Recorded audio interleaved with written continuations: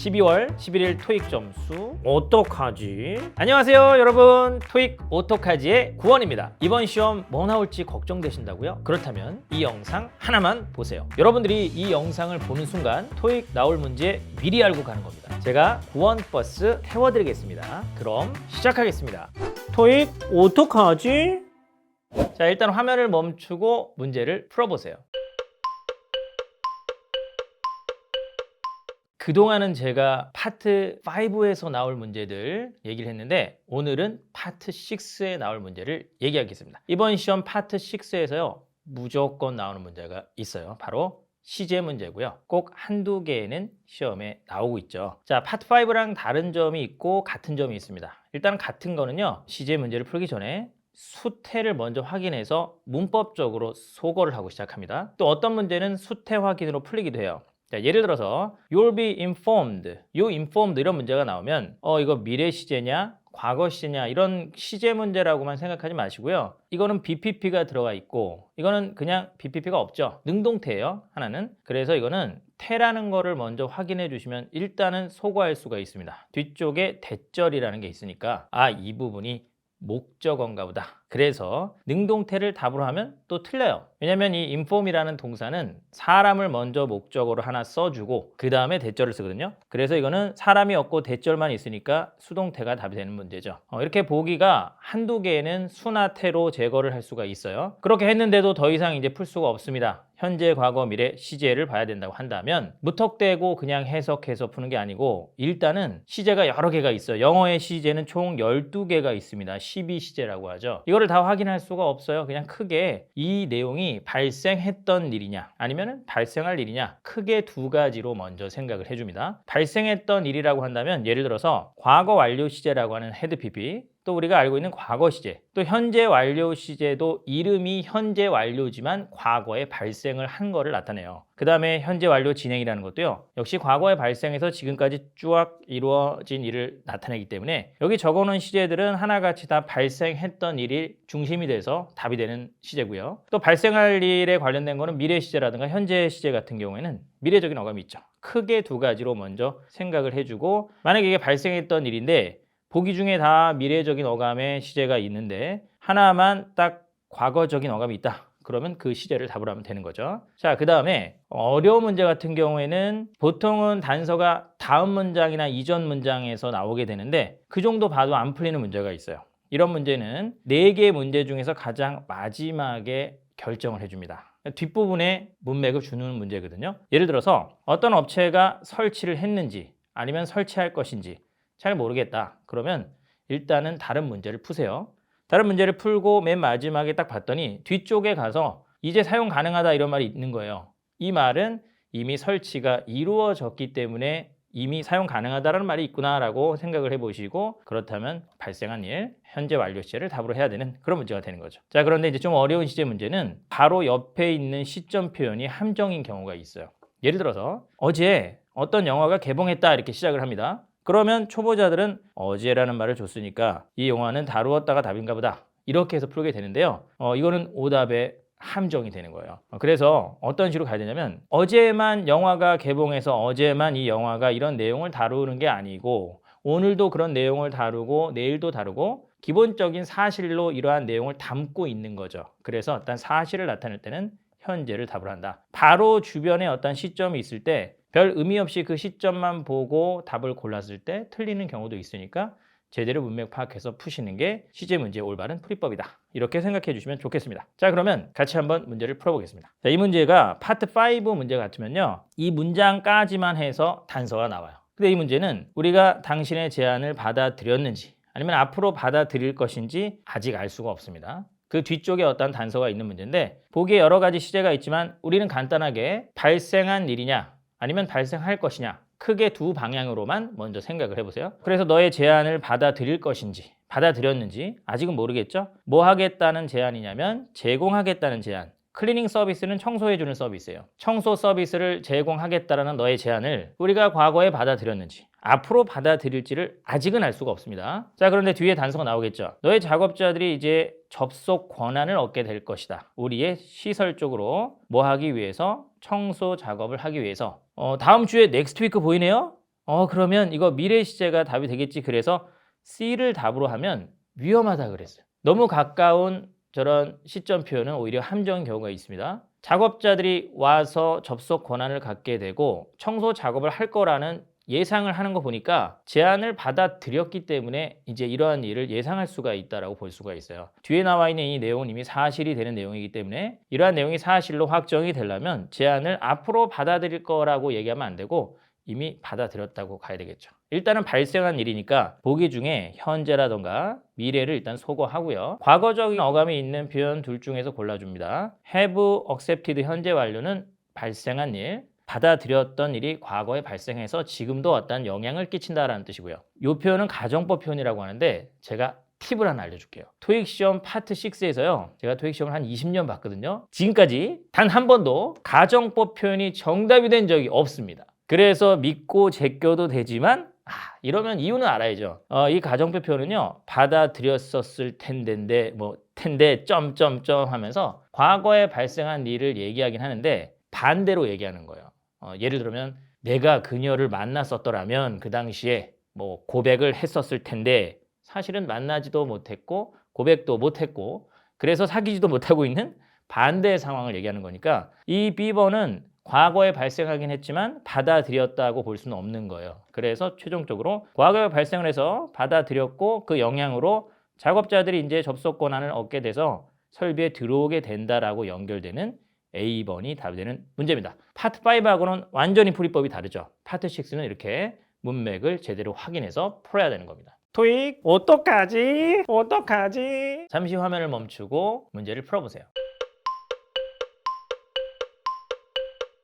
이번 시험에 꼭 나오는 문제, 바로 접속부사 문제라고 합니다. 한두 개가 꼬박꼬박 나오고 있고요. 접속부사 문제는 여러분 다 아시겠지만 그러므로 쓸 거냐, 그러나 쓸 거냐 이런 연결어라고 하죠. 일단은 풀기 전에 문법적으로 소거할 수 있는 부분이 있다면 먼저 소거를 해주고 시작합니다. 예를 들어서 주어 동사가 앞에 있고 뒤에도 주어 동사가 있으면 이 자리는 부사 자리거든요. 근데 while은 뭐뭐 하는 동안에라는 접속사이기 때문에 탈락. 그 다음에 in the meantime은 그러는 동안에라는 부사니까 이거는 들어올 수가 있어요. 듀어링은 전치사이기 때문에 뒤에 명사가 와야지만 부사 역할을 하게 되는 거죠. 그래서 일단은 이렇게 문법적으로 접속사나 전치사를 소거하고 시작합니다. 자, 그 다음에 이제 앞뒤 문장을 간단히 정리해 주는데 이 정리라는 게 뭐냐면요. 우리가 그냥 해석에만 의존하면은 정리가 잘 안 돼요. 막 앞에서 한 두세 줄 얘기를 했는데 그냥 넘어간다고요. 그걸 간단하게 이거는 뭐지? 이런 식으로 정리를 해야 돼요. 예를 들어서 이런 예문이 있다고 해봅시다. 포인트는 저희의 서울 매장들과 또 인터넷에서 사용이 가능합니다. 막 이런 말이 있어요. 간단히 정리해 보세요. 뭐라고 하면 좋을까요? 바로 포인트에 사용할 수 있는 곳. 그렇게 딱 정리를 이렇게 하라는 소리예요. 정리를 해야지만 논리관계 따지는 게 쉬워집니다. 자, 그런데 의미관계 혹은 논리관계라고 하는 걸 어떤 식으로 확인해 주냐면 앞에 정리한 말이 뭐가 있을 거란 말이에요. 앞에는 예를 들면 공항에 화물량이 증가한다. 인천공항에 화물량이 증가한다. 이런 말이 간단하게 나왔어요. 뒤쪽의 내용은 기존 공항을 확장한다. 이런 내용이 나오고요. 딱 보니까 이 의미관계는 화물량이 증가하면 확장을 해서 뭔가 수요를 맞춰야 되겠죠. 예상대로 돌아가는 결과라고 해서 인과관계라고 부르게 됩니다. 자, 근데 만약에 화물량이 증가했는데 시장이 딱 선포를 한 거예요. 이 공항 그대로 가겠습니다. 우리는 지금 예산이 부족합니다. 그러면 그건 예상과 반대로 돌아가죠. 이런 관계를 우리는 양보의 관계라고 하잖아요. 뒤집어지니까. 그래서 이런 의미관계가 있는지 확인한 후에 그런 의미관계에 적합한 보기가 있는지를 확인해 줍니다. 순서가요. 의미관계를 확인 안 하고 그냥 해석해 보니까 이게 자연스럽게 어울려요 라고 대충 넘어가게 되면은 우리 정확하게 풀 수가 없어요. 반드시 의미관계를 먼저 한글로 확인하고 보기를 먼저 보지 마세요.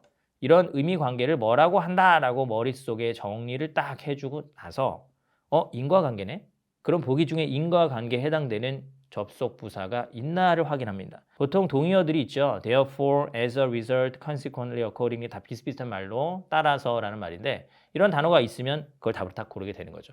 순서가 보기를 보고 나서 내용을 확인하는 게 아니고 내용을 먼저 확인해서 논리관계, 의미관계 다 끝내주고 나서 그거에 맞는 보기를 확인해 준다. 자, 그러면 문제를 같이 풀어볼 겁니다. 보기를 먼저 보지 마세요. 일단은 의미 관계를 충분히 다 확인하고 나서 그 다음에 최종적으로 보기를 봤을 때 이 의미 관계에 적합한 뭐가 보이는구나, 그러면 답이 되는 거예요. 자, 그럼 확인해 보겠습니다. 독해를 먼저 해볼게요. After much deliberation 그랬는데, deliberation이라는 것은 숙고라는 뜻입니다. 깊게 생각하는 거. 깊게 생각하고 나서 우리가 결정을 했습니다. To offer, 제공하기로. Sales associate job이라는 것은 우리 판매 직원 일자리를 얘기합니다. 영업사원 자리죠. 누구에게 그거를 제공하냐면 다른 지원자한테 제공하기로 결정했습니다. 그냥 이렇게 대충 해석하지 마시고 이제 정리를 해야 돼요. 해석을 끝냈으면 그래, 간단히 말해서 이거 뭐라고 할 수 있니, 이만큼. 보통 한글로요, 땡땡땡땡 뭐 이렇게 정리를 해주시면 되게 좋아요. 정리가 잘 안 되는 친구들 위해서 한글로 좀 앞글자만 적어볼까요? 예를 들면 치읓, 이응, 기역, 지읒. 뭘까요?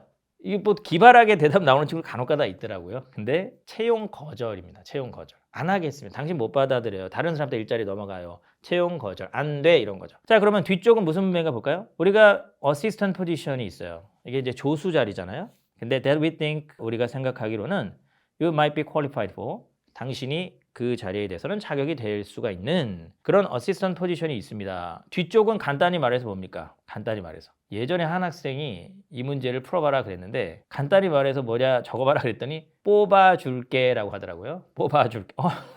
약간 그런 느낌이죠. 빈자리는 있다. 그럼 분명히 앞에는 거절해놓고서 뽑아줄게, 거절했는데, 거절했으면 너 안 돼로 계속 가야 되는데 내용이 뒤집어지죠. 예상과 반대죠. 이러한 의미 관계를 양보의 관계라고 합니다. 예상하는 바가 자리를 비켜줘요. 누구한테? 예상하지 않는 바한테 자리를 비켜주죠. 그래서 양보라고 부르게 됐습니다. 그럼 양보의 접속부사는 보기 중에 뭘까? therefore는 인과관계죠. 그래서 안 되는 거고요. however는 양보의 관계에서도 쓰고요. 정답 될 수 있고, 또 그냥 단순히 대조의 관계라고 해서 뒤집어지는 거. 그녀는 수학쌤이다. 나는 과학쌤이다. 이럴 때도 써요. In other words는 다른 말로 다시 말해서 하는 거기 때문에 앞에 한 말을 좀 더 쉽게 풀어서 얘기하는 거죠. 요거 상당히 오답으로 학생들이 정답으로 착각할 수 있는 그런 보기. 왜냐면 우리말에서 대충 해석해 보면 빈자리가 대충 어울릴 것 같은 그런 착각에 빠집니다. 또 예시를 드는 것도 아니겠죠. 예시라는 것은 포괄적인 게 앞쪽에 오고 뒤쪽에 구체적인 표현이 와야 되기 때문에 정답은 B번이 되는 거고요. 여기서 팁을 하나 알려드립니다. 제가 이런 접속부사가 뭐가 답이 제일 많이 됐는지를 한번 카운트를 해봤어요. 계속 시험을 보면서. 그랬더니 50%가량은 however가 답이 되는 통계적인 결과. 그래서 잘 모르겠다 그러면 however를 고르세요. 그러면 절반의 확률로 정답을 맞출 수가 있습니다. 자, 그러면 이어서 시간을 드리겠습니다. 문제 한번 풀어보시고, 이 문제 좀 어려워요. 이번 시험에 반드시 나오는 문제, 파트 6의 대명사 문제인데요. 1개에서 2개 정도가 나오고, 대명사 문제는 파트 5처럼 역시 최대한 풀고 시작합니다. 그게 바로 뭐냐면 품사, 자리, 수, 사람, 사물 구분이라고 불러요. 파트 5에서 대명사 문제는 대부분 다 이걸로 풀리거든요. 예를 들어서 딱 봤더니 동사 앞에 주어 자리니까 주어가 될 수 있는 표현이 아닌 거를 소거할 수 있겠죠. it은 가능하고요. few, every, anyone, mine이 있는데 every는 형용사밖에 안 되기 때문에 소거할 수가 있습니다. 그럼 이제 it, few, anyone, mine이 남았는데 수를 볼까요? 수는 단수, 복수, 불가산이라고 부르죠. was라고 한 거 보니까 복수 형태가 있나 봐야 돼요. 놀랍게도 few라는 단어가 거의 없는 이라는 뜻인데 이거는 복수 취급하는 단어입니다. 그래서 소거할 수 있죠. 더 이상 안 풀리죠? 사람, 사물을 구분해 볼까요? 제출이 된다라는 것은 사람이 제출되진 않습니다. 보고서라든가 주로 사물이 제출되는 거죠. 그래서 anyone, 사람을 뜻하는 말을 소거할 수 있습니다. 자, 그러면 이제 2가지가 남았죠. 그것이 제출되었을 수도 있고요. 나의 것이 제출되었을 수도 있어요. 파트 6니까 이제 더 이상 안 풀리게끔 설계가 되어 있습니다. 이거를 풀고 싶으면 가리키는 명사, 그게 뭔지를 이전 문장에서 확인을 하고 들어가야 돼요. 근데 앞에 문장에서 이런 말이 나옵니다. 새로운 시스템이 설치되었다. 이렇게. 중간에는 어떤 다른 표현들이 막 이렇게 헷갈리게 하기 위해서 들어갈 수도 있어요. 근데 상황을 딱 보니까 이 설치된 새로운 시스템이 이제는 뭘 가능하게 할 것이다 라는 식으로 가다 보니까 이런 것을 우리는 this라고 이렇게 받을 수가 있는 건데요. they 같은 경우에는 보통 복수를 받죠. 앞에 복수 명사가 있어야지만 받을 수 있는 거고, 그래서 가리키는 명사를 확인해주면 풀 수 있게끔 출제가 됩니다. 자, 그런데 대명사가 종류가 여러 가지예요. 3인칭을 가리키는 대명사도 있지만 나나 너, 우리, 너희들 이런 식으로 글의 발신자나 수신자를 가리키는 문제가 있어요. 이럴 경우에는 문맥을 잘 보시면서 이게 자기 위주로 글 쓴 사람 발신자 위주로 얘기를 하는지 아니면 글을 받는 수신자 위주로 얘기를 하는지를 파악을 하셔야 돼요. 봤더니 이런 말이 있었습니다. 이사 날짜를 며칠만 연기할 수 있을까요? 라고 글을 시작해요. 뭐 이유가 나왔겠죠. 자기가 방을 빼야 되는데 자기의 새로운 집을 지금 구하고 있는데 그 집이 안 구해지고 있어요 라는 식의 문맥이라고 해봅시다. 그러면 my new house로 갈 것인가 너의 새로운 집이라고 갈 것인가 문맥 파악이 조금만 돼도 이 사람이 글을 쓰는 거고 자기가 방을 빼야 되는데 연기를 해야 된다라고 얘기하는 것은 자기 새로운 집이 지금 안 구해지고 있는 그런 상황이니까 my new house라고 가야죠. 갑자기 너의 새로운 집을 얘기를 꺼낼 이유가 없잖아요. 뭐 억지로 이 편지를 받는 사람이 또 새 집이 있는데 그 새 집에 며칠만 얻어 살 수 있을까요? 뭐 이런 식의 막 문맥이라면 억지로 뭐 가능하겠지만 좀 상식을 벗어난 거고요. 문맥 확인해 보니까 my로 가게 되는. 그래서 보통 이럴 경우에는 1인칭, 2인칭 위주로 생각을 해주시면 된다. 1인칭 쪽은 my, 그 다음 복수형이면 we. 너다 그러면 you나 your 이렇게 you가 똑같이 가죠. 단수 복수 똑같이 그런 식으로 연결되는 거죠. 자, 그런데 4번은 좀 고득점자용이에요. 부분이나 전부를 묻는 문제가 있습니다. 보통 대명사 문제는요. 앞쪽에 어떤 명사를 받아서 쓰게 되지만 부분이나 전부를 묻는 경우에는 이어지는 내용의 단서가 있어요. 예를 들어서 모두가 그 제안서를 좋아했습니다. 대부분이 그 제안서를 좋아했습니다. 아무도 그 제안서를 좋아하지 않았습니다. 이 문제는 여기 가지고 절대 풀 수가 없죠. 근데 뒤쪽에 무슨 말이 나오냐면 2명은 반대를 했어요 라는 말이 나와요. 2명이 반대를 했으면 모두가 좋아했다라고 볼 수는 없는 거죠. 또 2명을 뺀 나머지는 다 좋아한 게 맞으니까 아무도 좋아하지 않았다라고 볼 수가 없는 거고요. 그래서 2명을 뺀 대부분은 좋아했다로 가게 되는 이런 문제는 이어지는 내용을 단서로 잡아서 푸는 게 맞다. 여기까지가 우리 대명사 문제라고 하고요. 같이 한번 풀어보도록 하겠습니다. 이 문제 상당히 함정이 있고 학생들이 어려워했던 문제예요. 상당히 어려웠던 문제. Not only, 제가 해석을 한번 해볼게요. Not only라는 것은 뭐뭐뿐만 아니라 그 호텔이 제공할 뿐만 아니라 state of the art라는 것은 최신을 얘기해요. 최신의 최첨단 운동시설, 운동하는 곳 그런 것을 제공할 뿐만 아니라 but also 또한 뭐뭐가 있었냐면 스위밍풀도 있었다. 스위밍풀은 우리 수영장이죠. 무슨 내용을 지금 얘기하나 봤더니 막 호텔의 시설 같은 거를 얘기하고 있네요. 근데 또 호텔의 free bike rental, 호텔이 자전거도 대여해 주나 봐요. 이런 것이 하나의 attractive perk였다. 이 perk란 단어가 토익이 되게 좋아하는 단어예요. perk는 그 비금전적 혜택이라는 뜻입니다. 근데 무료 인터넷은 뭐였다 이렇게 연결되고 있죠. 일단은 문법적으로 먼저 명사 자리니까 명사가 아닌 게 있나를 확인해 주고 시작합니다. every나 no나 이런 단어들. other라는 단어가 단독으로만 있으면 그거는 형용사밖에 안 되거든요.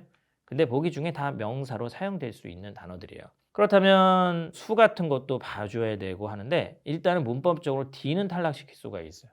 D번은 서로서로라는 말인데 서로서로는 주어가 복수일 때 존재할 수 있는 말입니다. 그들은 서로서로 사랑했다. 이렇게 주어가 지금은 free 인터넷 액세스이기 때문에 일단 D번은 복수가 아니라서 탈락이 됐어요. 또 both는 둘 다라는 거니까 역시 주어가 복수여야 되겠죠.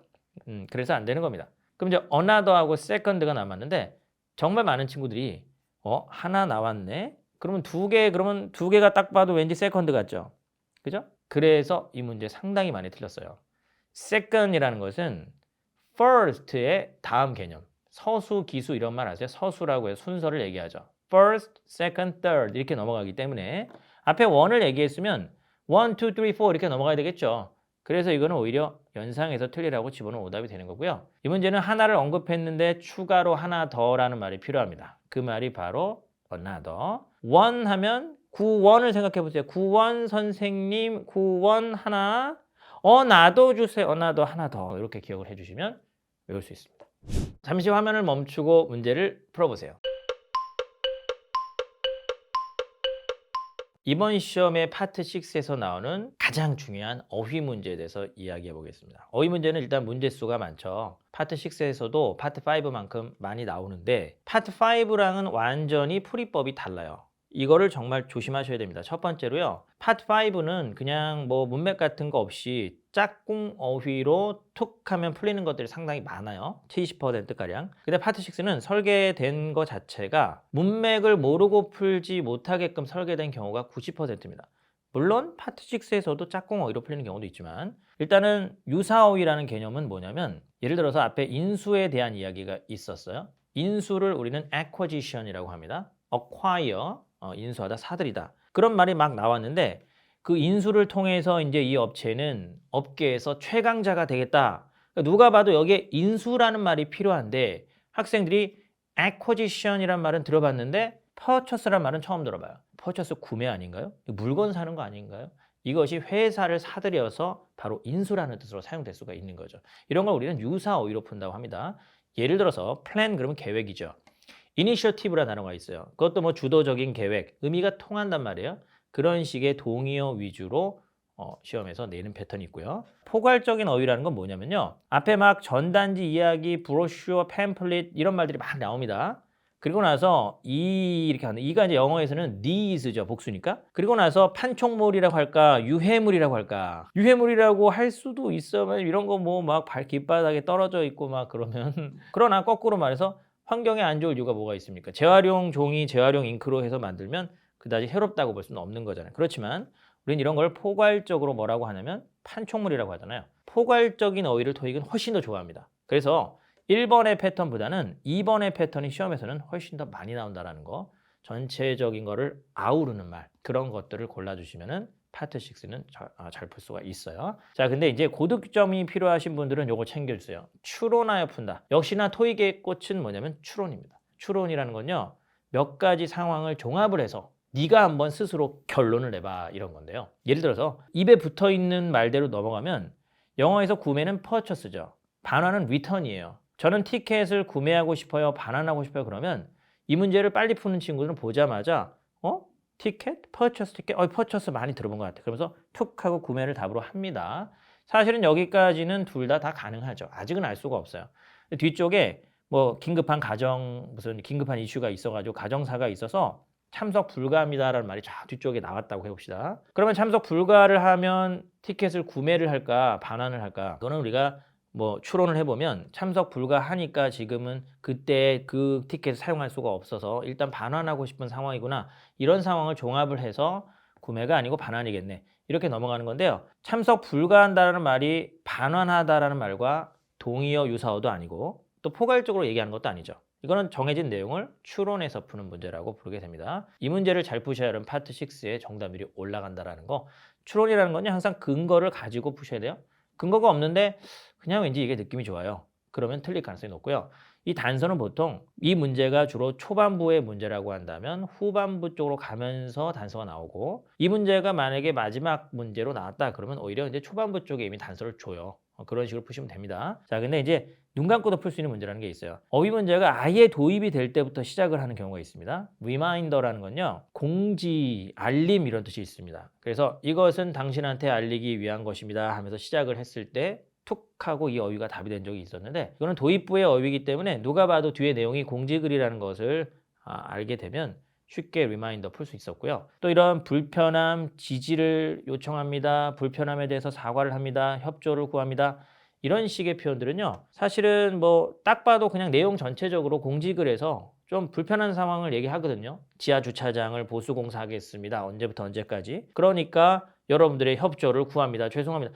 이런 내용이니까 마지막에 탁 보고 바로 그냥 답을 고를 수도 있는 마무리 표현, 도입되는 표현은 좀 쉽게 답을 고를 수도 있다. 이렇게 생각하시면 되겠습니다. 자, 그러면 이 문제 한번 풀어볼게요. 우리는 기대하지 않았습니다. 이 마사지 체어가 마음 급한 친구들이 예전에 이거 읽어보라 그랬더니 메시지라고 읽어놨어 있습니다. 메시지하고 마사지는 철자가 달라요. 안마의자가 이렇게 그렇게 어떠할지를 예상도 못했어요 라고 갔어요. 이렇게 스타일리시할지를 예상도 못했어요. 이런 마사지 체어는 뭐 이렇게 의자치고는 그렇게 아름답게 생기진 않았는데 어떤 마사지 체어는 막 완전히 우주선 같이 생긴 것도 있어요. 그러면 이런 말 할 수 있는 거죠, 여기까지. 이렇게 스타일이 좋을지는 정말 예상도 못했네요. 뭐 이런. 파퓰러는 인기가 있을지는 예상도 못했다 이런 거예요. 컴포터블은 편안할지. 뭐 마사지 체어라고 해봤자 뭐 그냥 좀 목 좀 이렇게 대충 두들겨 주겠지 했는데 이게 완전 신세계가 느껴졌어요. 그럼 이런 말 할 수 있는 거예요. 인조이어블은 유쾌한, 재미있는 이런 뜻이기 때문에 마사지 체어랑 그렇게 어울려 보이지는 않습니다. 왜냐면 무슨 마사지 체어에 보통 무슨 게임 기능이 있는 것도 아니고 그러다 보니까 이 정도 상에서 얼추 D번은 좀 아닌 것 같고 마사지 체어니까 무슨 편안하거나 아니면 인기 있는 이런 게 더 느낌은 좋죠. 보통 어휘 문제도요. 보기 4개가 다 헷갈리는 경우는 별로 없어요. 한 2개 정도 가지고 항상 마지막에 헷갈리게 되는데 그러나 마음의 준비를 하셔야 됩니다. 이게 답이 되게끔 하기 위해서 뒤쪽에 분명히 단서를 줄 것이다. 그 말이 뭔가 봤더니 오늘 내가 이야기를 했습니다. 우리의 웨어하우스 매니저 창고 담당자랑 이야기를 했는데 그런데 그 사람이 말했는데요. 아무것도 남은 게 없대요. 재고로. 아무것도 재고로 있는 게 없다라고 얘기한다라는 그 상황은 이 마사지 체어에 어떤 상황을 추론할 수 있을까? 얘네들이 별 이유도 없이 그냥 재고를 안 갖고 있을 리는 없고요. 그만큼 잘 팔리기 때문에 주문량을 못 따라가는 거죠, 생산이. 그렇다고 한다면 이게 인기가 있었다라는 것이 된 거고요. 그것을 예상하지 못해서 죄송합니다. 당신이 주문하신 물건이 좀 늦게 도착할 것 같아요. 이런 문맥이 흘러가고 있게 되는 상황. 그래서 이거는 파퓰러가 어울리고요. 뭐 편안하다고 해서 스타일리시하다고 해서 굳이 재고로 이거를 갖고 있지 않았을 리는 없잖아요. 편안하니까 그래서 잘 팔린다고 볼 수도 있는 거 아닙니까? 뭐 이런 식의 생각을 하셨다면 그게 곧 인기가 있다라는 말이 되는 거죠. 그래서 파트 6는 나름대로 단서와 그 단서를 기반으로 추론을 해서 최종적으로 답을 고르고요. 답을 고르고 나서 그래 나는 이 부분 때문에 이게 답이 될 수밖에 없다고 생각해라는 항상 이유가 있어야지만 여러분들은 정답률이 올라가게 됩니다. 예전에 한 친구가 답을 고르는데 너는 왜 이걸 답으로 했니? 라고 물어봤을 때 잘 모르겠어요. 그냥요라는 얘기를 해요.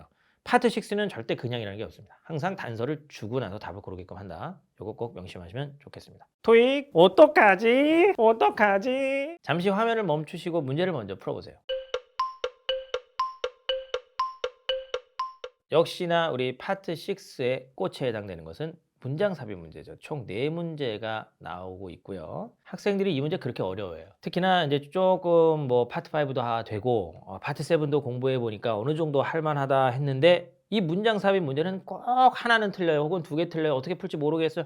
정말 힘들어 하십니다. 이 문장 삽입 문제는요. 예전에 토익이 이제 개정이 되면서 새롭게 들어오게 된 문제인데 저도 강의를 하면서 이 문제를 어떤 식으로 풀어줘야 될지 고민하던 세월이 한 6개월 정도 있었어요. 그런데 그리고 나서 이렇게 풀어야지 되겠구나라는 게 딱 개발이 되고 나서 그 다음부터는 정말로 그대로 풀면 착착착 풀리는 저도 그렇게 풀리지만 학생들도 그런 얘기를 합니다. 지금부터 집중을 해주셔야 돼요. 일단은 이 말이 너무 중요해요. 삽입할 바로 앞 문장의 주제를 한글로 적어본다. 예를 들어서 앞에 이제 어떤 호텔이 건설이 되는데 어떤 지역에 그 크기가 축구장 5개 크기가 될 것이다. 막 이런 식의 내용이 막 나오고 있어요. 그랬을 때 무슨 이야기를 하는 거지 지금? 간단히 건축물 규모 이런 식으로 적어내라는 소리예요. 이런 걸 우리는 주제를 추출한다고 합니다. 주제를 추출했으면요. 이제 첫 번째로 해야 될 일은 보기 4개가 다 어렵진 않아요. 보통 한 2개 정도는 속을 할 수 있을 만하게 나옵니다.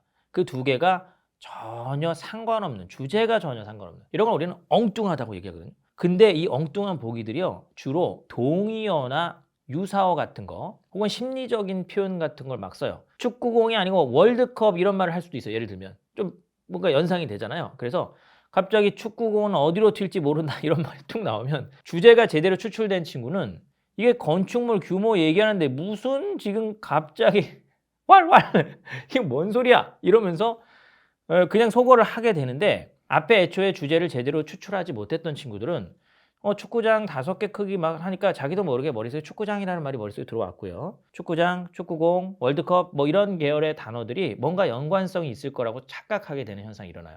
그래서 여러분들이 제일 중요한 게 앞문장의 주제를 추출한다, 적어본다 이겁니다. 5개는 충분한 양이다. 역시 5개라는 거에 초점을 맞춰서 주제가 틀어진 말을 만들어낸 거죠. 그럼 정답은 어떤 식으로 들어가느냐? 일단 주제는 기본적으로 일치를 해야 됩니다. 주제가 건축물의 규모였죠. 그래서 보기를 보다 보니까 이런 말이 있었다고 해보세요. 이는 최근 늘어난 투숙객 수요를 충분히 커버한다. 투숙객 수요를 커버한다고 한다면 어떤 호텔의 규모적인 내용이라는 말과 통하는 말이 된 거죠. 주제가 비슷해요 일단. 근데 이 내용이 추가, 역접, 인과, 재진술. 추가는 뭐냐면 그냥 추가로 앞에 내용이 하나 더 어느 정도 얘기를 하는 거예요. 역접은 내용 좀 뒤집는 거고요. 인과는 이제 예상대로 돌아가는. 이 같은 경우에는 인과 쪽에 더 가깝죠. 왜냐면 앞에 규모를 얘기하고 축구장 정도의 규모가 엄청나게 큰데 그래서 이것이 수요를 충분히 커버한다. 이렇게 인과적인 내용이 나왔어요. 그런데 이제 보기를 이렇게 오답을 소거하다 보면 얘처럼 정답이 잘 보이면 좋은데 때로는 보기 2개 정도에서 이제 엄청나게 헷갈려요. 이것도 답 같고 저것도 답 같고 그럴 경우에는 뒷문장을 이제서야 보는 거예요. 이 문제를 풀 때 처음부터 앞뒤 문장 다 보고 들어가면 정신이 없습니다.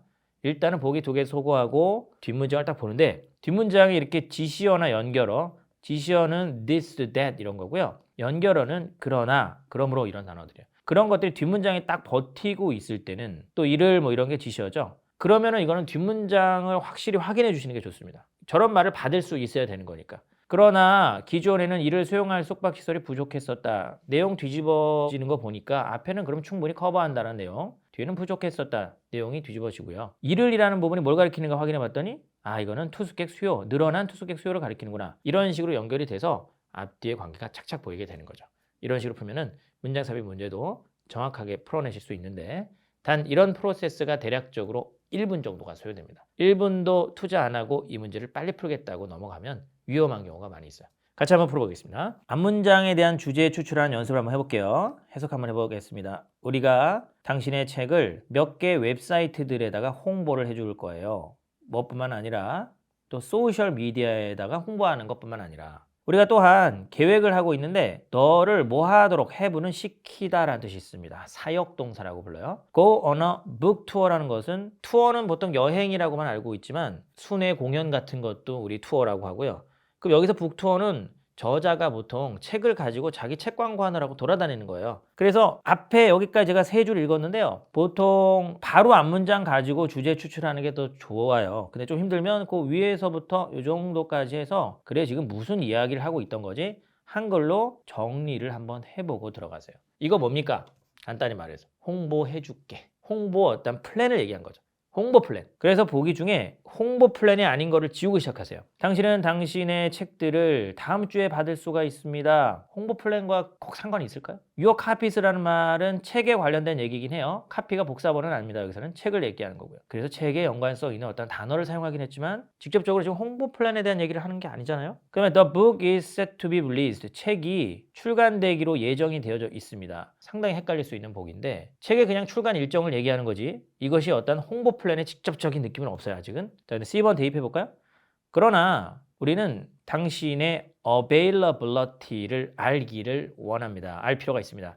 availability라는 건요. 시간이 있음이라는 소리예요. 시간 있으세요? 왜냐면 지금 홍보 계획을 짜고 출장 계획을 짜고 중요한 키워드는 북투어거든요. 결론적으로 여기서는 바로 앞 문제. 북투어에 대한 이야기에 가장 느낌 좋은 건 일단 C번이에요. 그럼 D번은 우리는 확신하고 있는데 더 많은 지연, 지체는 없을 거라고. D번 보기도 충분히 헷갈릴 수는 있어요. 왜냐면 앞에 북투어에다가 포커스를 맞추게 되면 다음 달쯤에 북투어를 계획하고 있는데 그 전에 이미 무슨 지연이 있었을 수도 있으면 뭐 이런 말을 D번 같은 것도 할 수는 있겠죠. 그래서 이 문제는 상당히 고난도 문제에 해당됩니다. 근데 잘 안 풀린다 싶으면 보기 한두 개라도 일단 속어는 하나라도 하세요. 예를 들어서 나는 제일 이상한 게 갑자기 책을 뭐 준다라고 하는 A번은 좀 이상한 것 같은데요 라고 속하고 나서 이제 뒤를 보는 거죠. 뒤에 봤더니 시간을 정하고 있죠. Would you please let me know? 알려주실 수 있으세요? 언제 10일 정도 동안 소비할 수 있을지. Touring the country. 전국 순회를 하면서 10일 동안 소비할 수 있는 게 언제쯤입니까? 뒤에는 투어 일정을 정하는 거죠. 앞에는 북 투어에 대한 이야기, 뒤쪽은 투어 일정에 대한 이야기.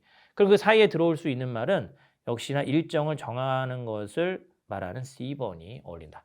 availability, 시간이 됨, 10일이라는 말 통하죠? 그래서 이거는 최종적으로 C번이 답이 되는 문제였습니다. 토익 어떡하지? 네, 여러분 12월 11일 시험에서 꼭 나올 것 같은 문제만 뽑아봤는데요. 시험 전 이 영상을 꼭 한 번 더 보고 가세요. 그럼 안녕!